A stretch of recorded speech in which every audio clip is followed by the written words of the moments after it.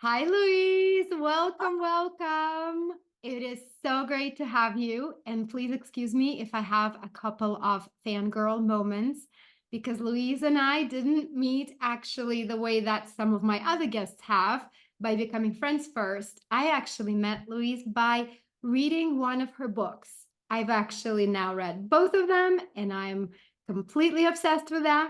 So I ended up reaching out to her and telling her how much I love them. And we have since grown our relationship to be, I guess, grid worker, friends, peers, sisters in earth work and all things. So I'm so happy that we made that connection, and it's so good to have you here. Welcome, welcome, welcome. Thank you. I'm actually really excited about this, but we had to stop talking beforehand because we could just talk forever. The synergies, the magic, the mystery, the wonder that just weaves this wonderful tapestry right now. So thank you for having me. It's a potent time. So Louise's first book that I stumbled upon is the Earth Chakra Shaman, and it's a book that I mean, I have no words because it really it blows the lid off of the, we call it grid work, but it really doesn't do it justice. It's really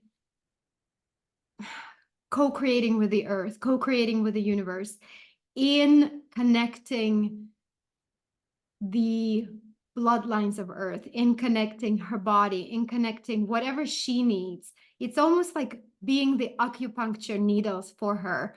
Or that's just my take on it. I'm sure you have so much to share about this whole thing. I think there's always going to be an element of mystery about why we are called. And what happens is these calls to the earth are so undeniably magic that you almost can't say no. So when it starts to happen, sometimes it's mammoth, like in my journey, the call, the mountains literally woke me from my sleep. And I didn't know what earth work was or grid work or anything. The mountains, Peru, woke me up, and I'd had this sort of God voice happen a few times in my life. I was energetically connected enough to know when that booming voice comes, you listen.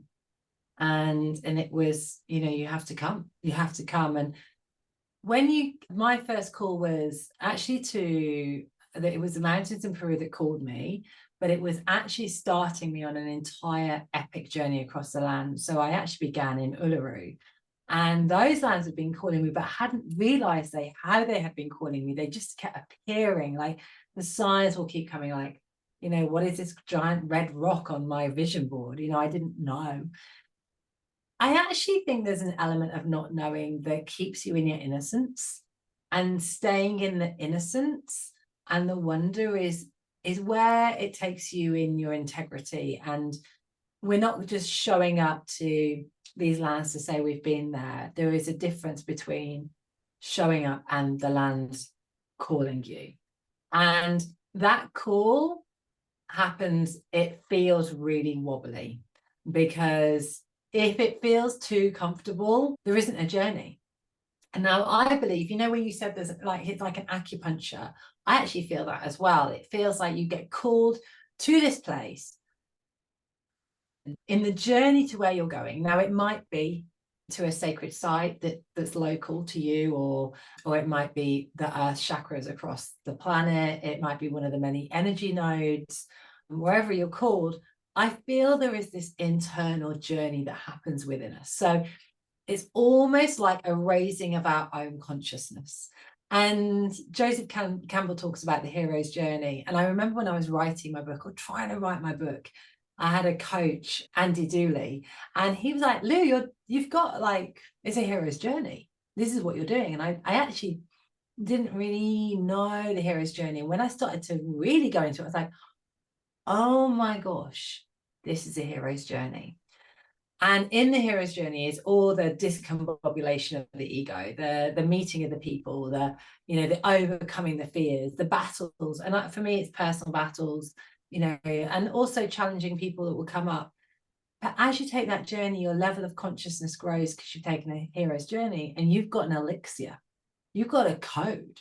Something has happened to you on that journey. And so when you appear to that sacred site, so whether it's an earth chakra or wherever it is, or sacred waters, you are then bringing that code into the lands. You are bringing your gift, your elixir, like, mama, I bring you this. And that acupuncture happens. And she goes, thank you.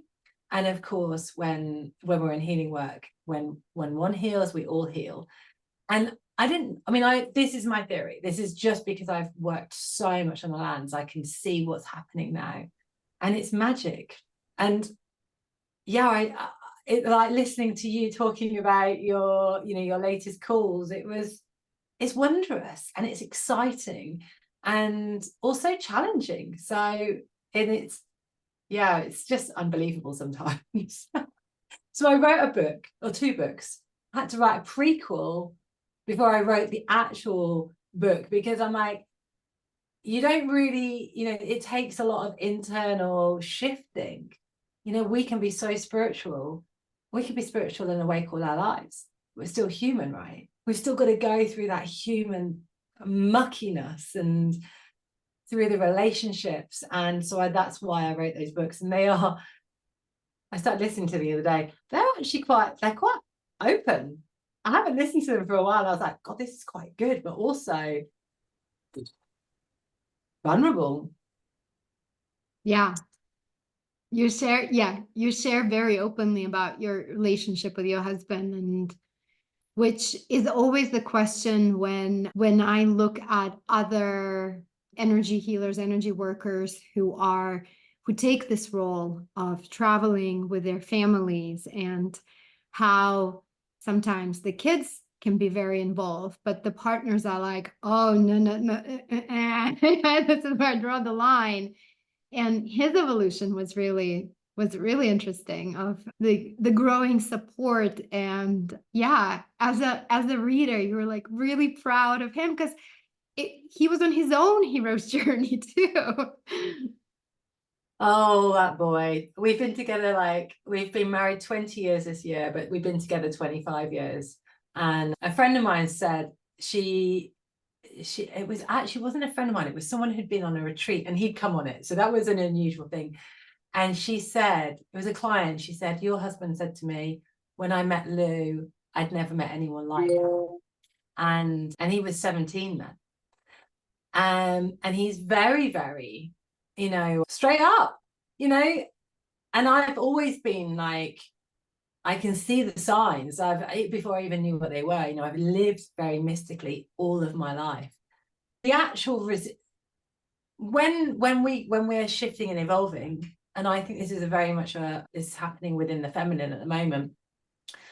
There is a resistance, and I wrote the first book because I was watching this happening. It happened to me, and I hadn't seen it anywhere else. Is one's doing the work and awakening, and the other's like completely resisting, because as the other one's then evolving and growing, it's change, and the other one is like, what change? And the other one's growing. It's like, oh, I don't want to drink anymore. I don't want to do all the drugs. I don't want to go out to those people. I don't want to go to those parties, whatever. Like, the other one is like, well, that's not my choice. So then there is this. And, for a while, I really hoped that book could just save all the marriages that was going to go through it, which I launched that in 2018. And it has many. But also, I have had to really observe what it takes to get through that. And so in all the years we've been together, eventually you can see my husband has witnessed so many miracles that his logical brain is now totally fried, that he's in the surrender. And, even these years on, there is magic happening, and I still feel his natural resistance. Oh my God, there's change coming. I didn't choose this, but she's already flying. And, you know, I either fly with her or, and there is some pretty challenging moments, especially in my first book. It was really explains like, really like, I mean, I knew what I was here for on this planet, and he's my divine union. And I actually think what we both bring to the lands is the codes of divine union. That boy loves Glastonbury, the heart chakra of the earth, like no other man. He's like, it's hilarious. He doesn't look like anyone in Glastonbury. But he knows those lands. So he feels the lands in a different way now. He's not like any conscious man. You know, you wouldn't see him on Instagram or any of that. But he's the real deal. He is now like, well, he always has been this archetype of a divine man who honors his woman and his need for logic and reason and practicality. And actually what's happened is we've balanced each other out. So when I'm like, I need to go to the lands, I need to be here, and he's like, okay. But he doesn't necessarily stand there with, you know, the way he honors isn't necessarily the way I am, but he will hold space for me. And I did have him dancing on the Glastonbury tour at the weekend, which is unusual for him. Wait, what's his astrology? He is an Aries sun, and he's a Leo rising, and he's also a Leo North Node, like you will be, and a few people. They're a lovely generation. With Pisces moon. You would expect a lot more earth in that, wouldn't you? I know. The We are whole all fire. groundedness. No, your story, and I think I resonated so much with it, and so many others do, because that's exactly the partners that we have. And I don't know if you know this, but I actually have a program that I teach, Loving from the Heart, where it's for women who are on the spiritual path with partners who are not. And there is a workshop that's called I'm Awake, They're Not, basically trying to impart some wisdom that look at it from their point of view. They are ashamed, they are somewhat jealous, they are scared, because suddenly you're going through this transformation, through all of this, and they feel like they're not enough, like they don't fit in. So it's part of our work to bring them in ways that connect instead of like alienates. Like, how do we make this is normal, this is who we are, this is the most natural thing, without it being too, Yeah. Yeah. And that is where there is, and even in my book, you know, especially when the big awakenings come, and I see it sometimes when I have clients and they are going through it, and it looks crazy, you know, it does. And there's a fear in that. And so of course they're fearful, or, you know, it means that if you're changing, their life changing. And actually I really feel like it comes down, it hasn't been their choice. So it hasn't been something you chose together. You know, if you met at a spiritual retreat or something, you would have been on the same path, but that's not always the way, especially with people who have been in relationships a longer time. So I love that I'm Awake, They're Not. What a brilliant name. Thanks. The whole point of it is to teach that by the othering the other, we are taking ourselves further away from oneness. That actually all of these men, well, not all of them, the men that a lot of us find in relationships with, who we chose consciously because of their good hearts, because of their groundedness, because of their protective divine masculine nature, because we could feel it before we were even awake, right? That they are so honorable, that they hold these codes without any of the spiritual stuff getting in the way sometimes. Yeah. Like, and it's so pure and it's so honorable and in their integrity and authentic.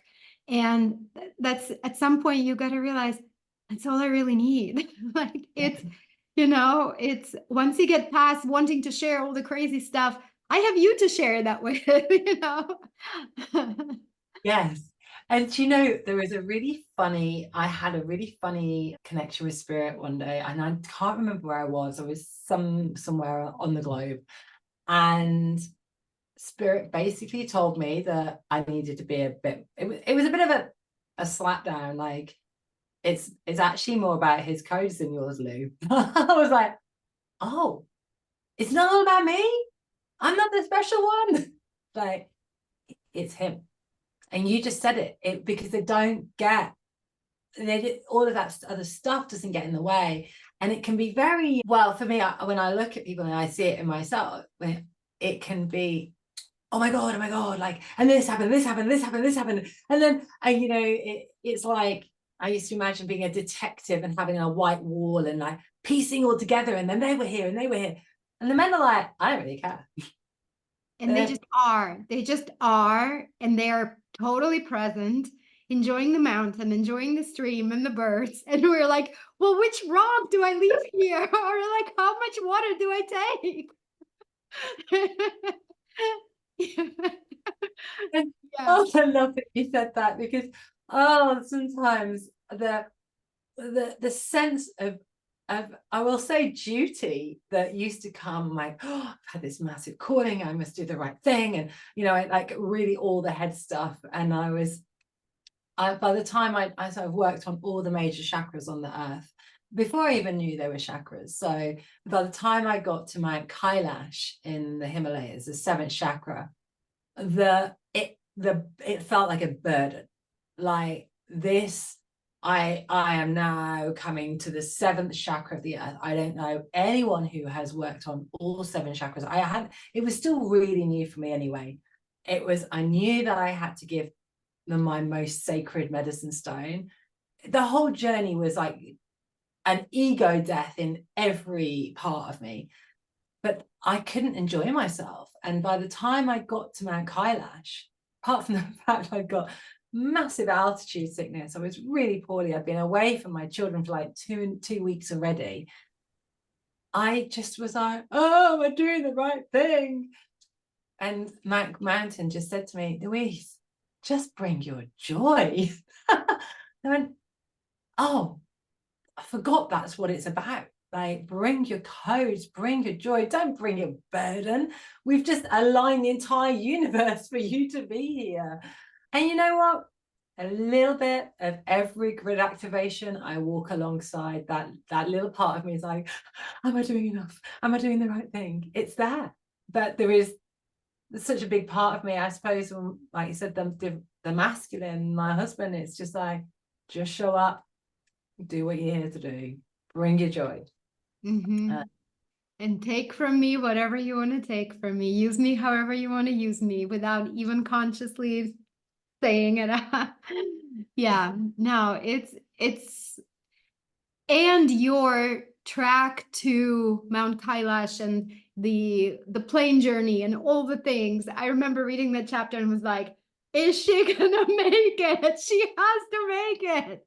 I mean, all of them were like kind of like that, with the sick children on the plane in Australia. And like, I mean, and for anyone listening, like a lot of these stories of Louise's and of mine and other grid worker, earth keeper travelers, it's very exciting. It might sound really, I mean, not glamorous, but but it doesn't come without its trials and last minute changes and all of these unexpected twists and turns. And sometimes things align beautifully and it's all paved in light, but there are many twists and turns. So I'm not going to spoil any of them because the book really is fantastic. And you narrate the audibles, right? Like yeah. It's so funny. Like, literally the other day, I was like, we were stuck in a traffic jam, and I was thinking, I never get stuck in traffic jams. Like, this doesn't happen to me. I'm so in the flow. Blah, blah, blah, blah, blah. I was like, I'm with my daughter. We'd missed an appointment. It was like, this isn't flowing, but it feels like it is the right path. And I said to her, do you want to listen to my book? And she's 17 now, my eldest. So, but my kids have never really read my books. They're aware there's a few juicy bits. So like, we don't want to listen to that shit. So I'm in the car. Do you want to listen should we listen to a Shakra Shaman? And she was like, yeah, right. And I went, where should we just use it like an oracle, and we started listening to it. And we were in this traffic jam for like 3 hours, and we were both like, and even I was like, what happens next? I'd forgotten. And like, it was really nice Which to come chapter away. was it? Which Well, chakra was it? we were listening to Shasta, and then we were listening to the journey all through the mountains, and it was really lovely for her to hear the story about herself manifesting, and she was only little then. And it was really special. And I think in the same way of, oh, is it enough? You know, I gave my heart and soul to these books without a doubt. Like anything I do, it's the highest service. And to listen with such joy and enjoyment, like I was like, wow, I'm receiving the medicine of my own medicine right now. So having that distance, and I think I launched Chakra Shaman in 2020 and Awakening the West Woman in 2018, and I'm working on book 3 at the moment. But obviously we had a very big 4-year crazy period. So I knew that I had to come from the perspective of what's happening in the grid after this big like shift. And now I'm starting to see, and I'm just seeing so many grid workers. That's what's profound, because I felt like I was completely the only person doing this. And now I think you and I both said, can you imagine if you could see from above and see everybody, how it was all orchestrated? It would be mind-blowing how these synergies bring us to these places, and what we bring and what we're doing. And there was a very sacred moment that Harry and I had in Glastonbury 2 summers ago, not last summer, the summer before. And we were in Glastonbury, and we knew that we had to go and do ceremony, and we ended up sitting on a bench overlooking Glastonbury Tor on Wirral Hill, which is, I won't go into it because it's very, very complicated if you start looking at grid work, but it's a very important part of the grid work and of the moving eye, third eye chakra of the earth. And we sat there and we'd been chatting and giggling for hours. And then all of a sudden I was like, oh, and I saw the rainbow serpent wrap around the Tor. And all of a sudden I'm starting crying, and Harry's like, you okay? You okay? And I'm like, and she said, this is for one night only. You get to see what you do on the grid. And it was beautiful. I'm still like, wow, I saw the energy. Like, it's all connected. It's all connected. And I don't think I'm ever going to forget that night. It was just incredible. So you can't always see what you're doing. You'll never really know. And the wonder and the magic is there. But I saw it for one moment. I got to see it. And I will probably do this for the rest of my life, as probably will you and most of us who get that call. And our children too, because they have been doing it with us. Yeah. My eldest was called to Stonehenge on solstice. My eldest hasn't been very well. She's been going through a bit of a big shamanic initiation at 16 years old, 17 years old. And she was like, Mummy, I want to go to Stonehenge for solstice. And we always used to go. And I said, I can't go, baby, because I was running a medicine dance that night. And I knew I couldn't just get up. And I kept saying, I've got to go. And I thought, I don't know how you're going to get there. And at that point, she'd been in a wheelchair. So I was like, I don't know how this is going to happen. And I went, all right, well, let's see. If there's a young lad, I used to teach shaman school for all these young kids about 10 years ago. And now they're all teenagers and they're coming back to me. And this is really interesting. And I was like, phone Sammy and see if he can take you. And he rocked up at 2 a.m, this beautiful 20-year-old who I've been teaching since he was like 12. And he just rocked up and he took her and her friend, another friend who I'd been teaching shamanic stuff when they were little as well. And they went to Stonehenge. And you know what? That's when my daughter started getting better. That wheelchair is disappearing. And and I knew that she had to be there because she knows those lands. beyond, there's a lot of Instagram stuff that goes on there now. And in exchange, they activated our fire. It's amazing. Yeah, you're right. They are doing the work, and they've seen us do it. And they will continue to until this grid is, the template, you know, will probably be, I think, completed about 2065, 2064. I think that's what we're looking at. So when that new template is in, I mean, that is, are we in grandchildren territory by then? I think we will be. I guess 40 years from now. Yeah. Yeah. I mean, how old is Diana Cooper? 80. Diana is 80. She's in our 80s. Yeah. My friend worked for a long time. That's what I keep telling everyone who comes to me. Oh, am I too old to start this work? I'm like, you have another 50 years at least. Unless, I mean, the new age is all about physical immortality. I know. I looked at it's a funny little thing that happened earlier, and I looked at, I got an old bank, and I opened it up, and I put as a little intro, hello, you beautiful immortal. And I was like, when did I do that? So it made me laugh. And the energy of the immortal soul, the immortal life. I mean, actually, if we're talking like physical limitation, I think Louise Hay set up Hay House at 58 or something like crazy like that. So you're right. It's a total, it means nothing. Yeah. And I actually love this getting older. I mean, I'm really loving just the wisdom that has come with having children, and you know, just there is just something so rich about entering your 40s. It just feels rich, with the wise and peaceful. And you know, you said about that, you know, all the trials and tribulations that we go through, it's like it just keeps us leaning more into that trust and that faith, right? We just say, because everything always works out according to the divine plan. We might have other ideas, but they know what's up. They know what they're doing. Really doing. Okay, so at some point you mentioned you were hosting a dance something. I wanted to ask what that magic is all about. What do you do besides the crazy travel adventures? I'm sure everyone wants to know.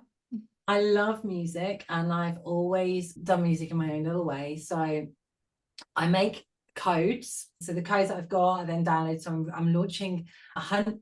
Crikey. I mean, when Spirit asked me to do a code course for 144 codes, I was like, yeah, fine. 3 years later, to make the music for each one. So I've done the first part, which is the 84, and that is all to do with chakras. So there's 12. There's 7 sets of 12, and they are all beautiful, like they're like meditations with our activations, you know. They are so I'm going to launch that, and there'll be sort of monthly calls. And then the final batch are being made at the moment. I mean, that's just a journey of love, and that's about, again, aligned abundance. It's like, really, what is the abundance of the new earth, which is beautiful. And the dancing is, I've always loved music. So, you know, I was always the one who brought the music to all the parties, to, you know, so I was a true selector. And about 5 years ago, I got a call to start running like ecstatic dances, and I would do that. And they've just evolved and evolved and evolved. And I had a year off for a little bit, so I did some at festivals. And then this year, the earth was like, bring them to the grid. Now, I had taken them to the desert and taken them to different places when I've taken people on pilgrimage. But now I have invested in my own headsets. A friend of mine really pushes me to like upgrade on that. And she was like, get your own. And now we are taking them to the earth grid. And I've just set up a chakra collective to try to just connect in with others across the lands. And then I'll make a mix, you know, create a medicine mix. I call it a medicine dance because you are literally going through a journey of healing. And I'm going to send those mixes out to other people on the land who want to gather together, and we can dance on the earth, because Mama Earth, she loves it when we dance. So we took one up to the Glastonbury tour the other day, and it was just brilliant. My daughter was laughing. We would hand out the headsets, and they were like, some people were like, no way. And then other people were like, yeah, but everyone was watching us. So even though they couldn't hear the music, it's that beautiful Alice in Wonderland quote. It's like, those who could not hear the music thought those who were dancing were mad. And they did think we were mad, but they were like wanting to know. And so the medicine dances I take to festivals, and I run monthly ones near me, just outside of London, and take them to festivals and to the sites. And then I run pilgrimages. So I take people to Egypt. And it's really interesting because we work with Egypt in different ways. And I love this because I work with the lands. I take people to the mountains. We do like trips across the desert. We'll go to the pyramids. The pyramids are such an adventure. And then we head up to the mountains. And so it's there are temples, particularly there are some temples that I'm like, those are my temples. And then there's other people like you are like, you're really with the archetypes of these times. And so we're all working in different ways. I'm going to take some teenagers, there's a big call to take the youngsters into the desert. So I really love the Bedouin. I think the Bedouin are holding the really ancient frequencies of the earth. So I tend to be, I'm very old. I've been on the earth when it was old, and then missed this whole like new stuff that happened, and then I've returned. So I tend to really struggle a little bit with too much the new frequencies, the tech frequencies. I'm like, I see some things I'm much happier just being on the mountain. And then I love it. Like sunrise is so special. So once a month I run a shamanic sunrise journaling, and it's really accessible for all people. It's really pricey, accessible, and everyone just rocks up, and it's sunrise in the UK, but different times across the world. And we do a whole week. So it's a real, it's a journey from Monday to Friday in the morning. And we just do 45 minutes, and I download the questions, whatever's coming. And everyone's like, where did that question come from? I'm like, I just hold the space. And then I do one-to-one work. So lots of things, all creative, all just a service, lots of fun. But I do some really deep work with clients. There's a lot of big stuff going on at the moment, like three-dimensional breaking the system. Like I've noticed my clients are a very muggle, and they are dealing with the biggest stuff, and they're breaking the systems. And I'm like, so it's not all about rainbows and unicorns. It's about like deep consciousness, how we're shifting stuff on the grid. Because as beautiful as all of the earth work is, there is deep woundings on the earth that are being cleared. And that's what I'm seeing for my work. A lot of legal stuff coming up. That's really interesting. So really seeing how the systems might change. Justice will be coming to, it's really big work. And I think the more codes we are, that those beautiful human beings who are going through that are then activating. You can see, they're making these giant leaps, and then they're changing the actual system. It's just beautiful. I'm so blessed. I feel so blessed to do this work. As you're talking, I'm seeing it's just like it's a fire, and then there's water, and then it ripples out into the world. Yeah. And alone in this, I honestly used to think I was the only person. I really did. And now I just see all of us, and it's just incredible. It's just incredible. And to those who don't understand it, it doesn't make sense, and that's okay. And for anyone who's listening and they're just getting that call and no one else around them believes you, it's like, you just got to get on with your work. Most people won't understand it. that's okay. Just keep doing your work. And connect with like-minded, like-hearted beings like us, so that we do form these collectives of sharing and holding space for each other. Yeah. And reminding each other, no, you did not make that up. It really did happen. You really did that.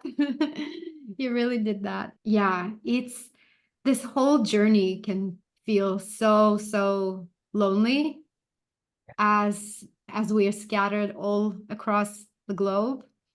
And when you said technology, I was like, yeah. And then there was a part of me was like, yeah, but if there wasn't for technology, like the connection that it's given us, and bless the people who channel through internet and who channel through all of these technologies that have helped us connect, because that's what has made this great awakening easier for so many, getting access to this information, seeing that they're not crazy, that there's others like them, bringing us together, bringing access to education, to healers, to whatever it is. But yeah, sometimes like you, I am a little jealous of the Bedouins and anyone who lives in the mountains with spotty internet service and all things. Sometimes it is, you I wish bought escape. I bought this like little Nokia. And I went, Is that your main phone? no, I've got an iPhone, but Okay. I love to turn my phone off. And then so now I've gone, sometimes like, what if my mum needs to get hold of me? Or what if, so I've like, right, I've got a Nokia, it's got no internet, and that's my way. And the other day, me and my daughter, I thought I'd go and pick her up a little bit earlier. And so I didn't park where I normally park, and I thought I'd catch her. And then I realized I was texting her and she left her phone in my car. She doesn't care about her phone. She's like, so whatever. She just wants to draw, and we can find it. She can find me, and I just thought, I'll track her in. And she was like, I couldn't find you, and I didn't have my phone. And they went, yeah, but this is, you could have, if beyond the panic, you could have telepathically called me in. I went, that's sort of where we're going, like the technology, Yeah. the bridge. And you're so right. Had we not had that, we wouldn't have found each other. And it is. And when I was in Egypt, and I know you are like the Egypt code queen, and you asked me about, I think we were chatting about which guide, and we talked about Nefertiti.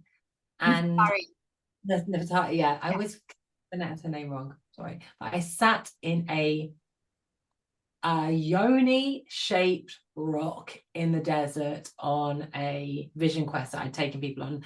And I was just holding space, and my Bedouin brother came to me and went, Louise, go here, I will watch for you. And I was like, no, like we're in the desert, it's sweltering, I need to be energetically connecting to all my people to make sure they're okay in their visioning. And he's like, Louise, please take some time for you. And I looked at this rock, and it looked like a big, beautiful vulva. And I was like, okay. And I thought, I'm just going to give myself half an hour. That's, I knew they were okay. I checked in, they're all fine. And I sat, and then I looked, and there was her face looking at me through the shape of the rock. And then she took me in.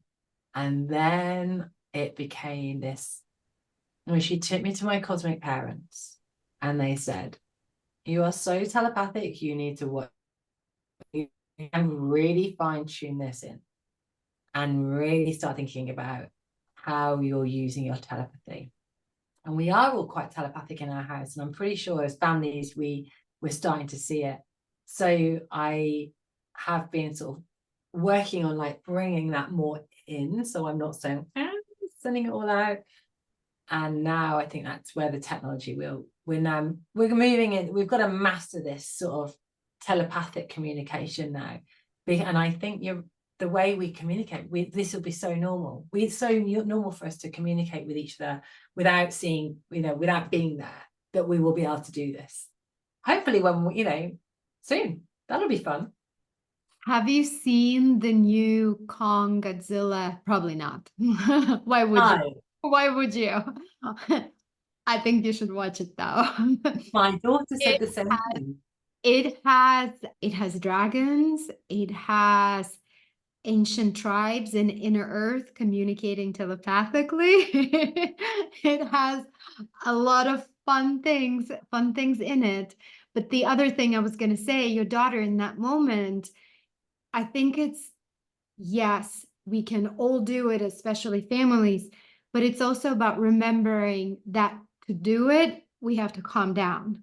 Like we have to get to that frequency, right? And like, because that's not our default. Our default is to go panic. Where's my phone? Worst case scenario, instead of tuning in into our shared frequency. And I'm seeing like a wavelength, like it's almost like we have a wavelength, like it's like a code, like a song or something that we play to both tune into the same frequency, and then we can communicate, then it can flow. It's almost like Uh, a song, like a code or something that and literally, I can like, ah, my body's, yes, yeah, what you just said. Yeah, yeah, absolutely. And like, see, and life is an adventure, and the other thing I have learned on this journey is it can't be rushed. You know, I know time is an illusion and a construct, but if we still have to honor that, you know, sometimes we can have these carrots dangled that we're going to be in this place at this time, and it's like it might be we're tracking in a lot further in the future, but we have to evolve. We have to evolve to become that person we need to be when we're ready, when that call happens. And yeah, I'm just really enjoying the ride. it's a wild ride, and I think we are here to enjoy it with, the good, the bad, and the ugly. It's still the earthly experience that my guides always say, you didn't just volunteer, you begged to come here at this time. You're like, pick me. You Yeah, know what? really? Yes, really. Yes. I had the opposite experience. I literally was sent, and I want to go, I don't want to go, I don't want to go. And it got to, that was one of my first big shamanic healings where I was crying. I just want to go home. I just want to go home. And it wasn't until I was about 37 that I went, oh my gosh, I can't ever imagine not being here on planet Earth. I love it. I love her. So but we all were meant to be here these times, without a doubt. Yeah. The doulas of the new earth. Yeah. Hmm. Yeah. Okay. So, with all of your wisdom, with all of your toolkits that you have and the different modalities and all the things, for anyone going through a tough time right now, is there a body practice, a sound, music, movement practice? Is there something that's your favorite thing that you share? So it feels like something you share with a kid, something that's like super easy, that's accessible to. I actually, and now I've got to the point where I can see music is the frequency of these times. So be very discerning about what music you're listening to. Anything that's pop music or mainstream, just be discerning. But there's some really amazing medicine songs, medicine music. There is, or just great, even DJs that are so aligned. So dancing, the earth loves to dance, and you might feel like a crazy person, but just if you can put your headphones in, and I've got like loads of tunes on my Spotify. If you need music, just go and find me on Spotify. Like there's stuff there. I will link you in the show Definitely. notes. Perfect. Put your headphones on and dance on the earth, and because you will feel good. And if you can take the shoes off, it will shift your vibration, and it will be a reciprocity between you and Mama Gaia, that dancing. And then the second thing is singing, and it doesn't matter how you sing. And you could sing and scream if you need to. So if you're going through a really difficult time, like screaming in the car is a really good idea. Put some music on really loud, have a scream, have a sing. There is an old program that is now being dismantled, and it is about the voice. It's about, we've all been like shut down. And if you are courageous enough to just even let whatever sound come out of your mouth, and I know because it was a big part of me, if you're in the car or you're at home alone or whatever, just, and you might be afraid of hearing your own voice, do something, do that, because that sound, your own inner voice, will shift you. Your own like resonance is your medicine. Oh, and one more thing, 3 things: drink your own tears, cry, and let those tears just fall, because they are your medicine. Yeah, we're talking water now. Your water is your medicine. Yeah. And your movement is your medicine. Yeah. Dance, sing, cry, but push yourself into that slightly uncomfortable where you're, oh, I haven't faced myself here before. Yeah. That's like that new, because we're always leaning in a little bit more and stretching a little bit more into that newness.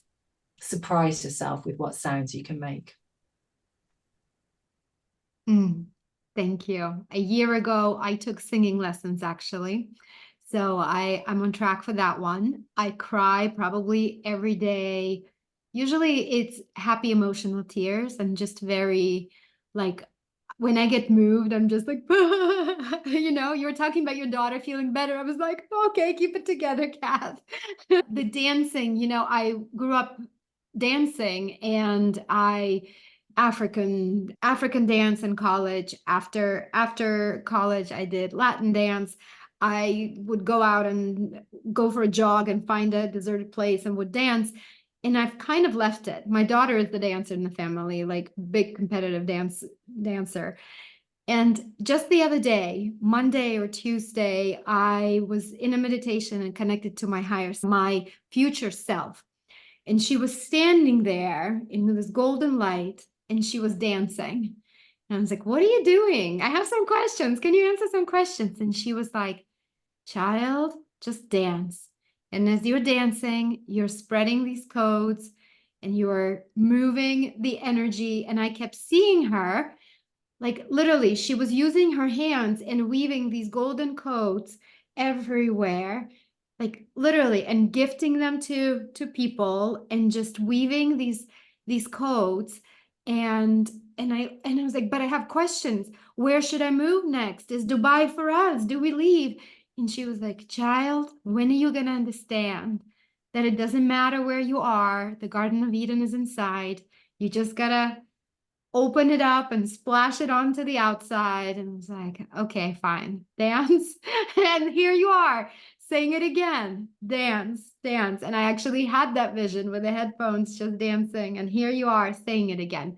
So if you're listening to this, friends, get yourself some headphones, plug into Lou's playlist and go dance in the park or dance in your backyard or at the beach or whatever it is. And you know what? and sing along and sing along.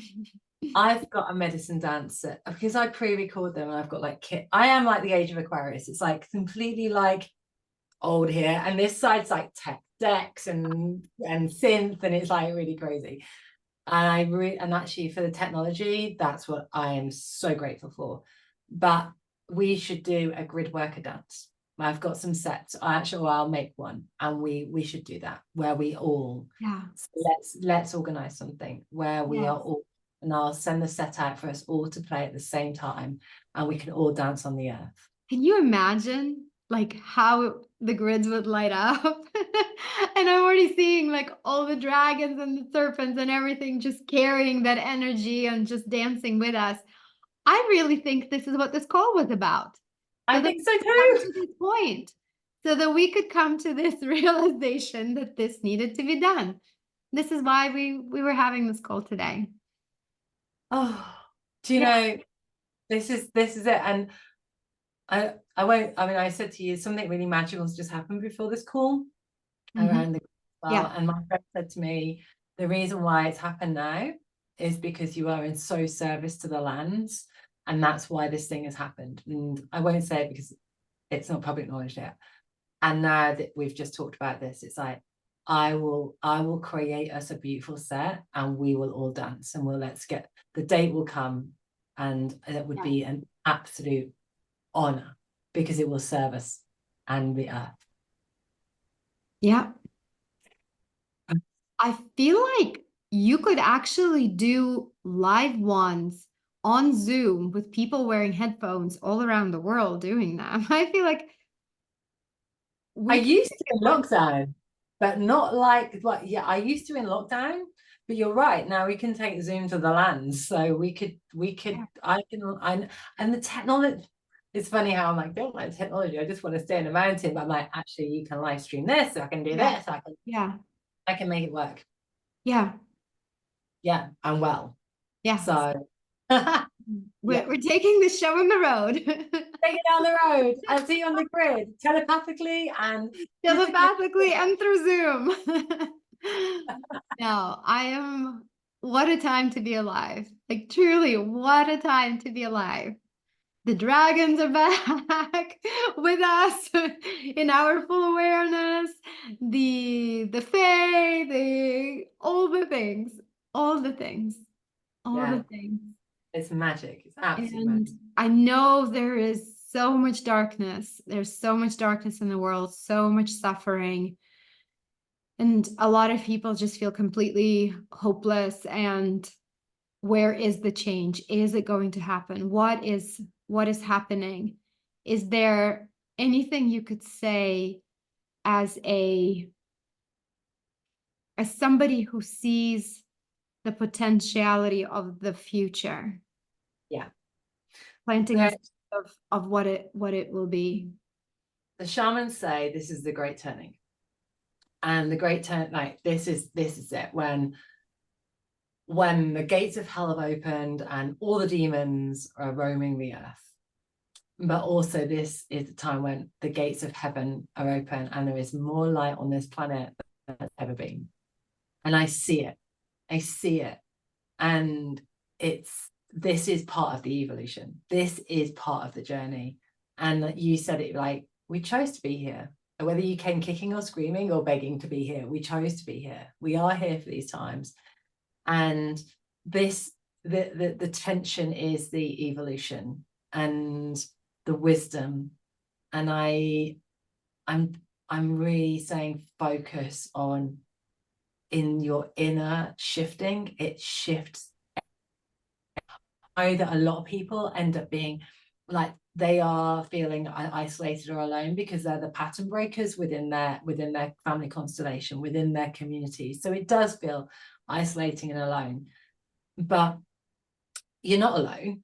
We're not alone. And actually, I would say there is a really beautiful artist who I love music, and I know the musicians that are bringing through the purity, whether they realize they're awake or not. And one artist is, he makes music and he's a DJ as well, and he's called John Hopkins.